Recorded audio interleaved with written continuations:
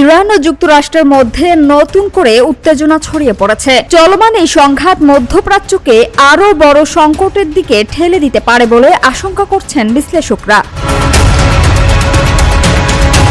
মার্কিন বাহিনী ইরানের রাডার ও নজরদারি ব্যবস্থাকে লক্ষ্য করে হামলা চালিয়েছে বলে জানা গেছে। যুক্তরাষ্ট্রের দাবি, সাম্প্রতিক সময়ে সামরিক ও বাণিজ্যিক জাহাজে হামলার প্রতিক্রিয়ায় এ পদক্ষেপ নেওয়া হয়েছে।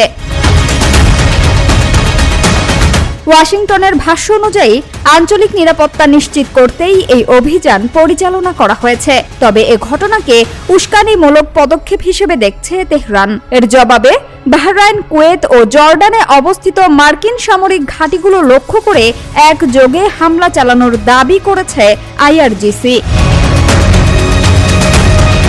পাল্টাপাল্টি হামলার এই পরিস্থিতিতে মধ্যপ্রাচ্যে বৃহত্তর সামরিক সংঘাতের আশঙ্কা আরও বেড়েছে। এতে পুরো অঞ্চলের নিরাপত্তা ও স্থিতিশীলতা নিয়ে নতুন উদ্বেগ তৈরি হয়েছে। সামিয়া সুলতানা, ঢাকা ওয়াচ।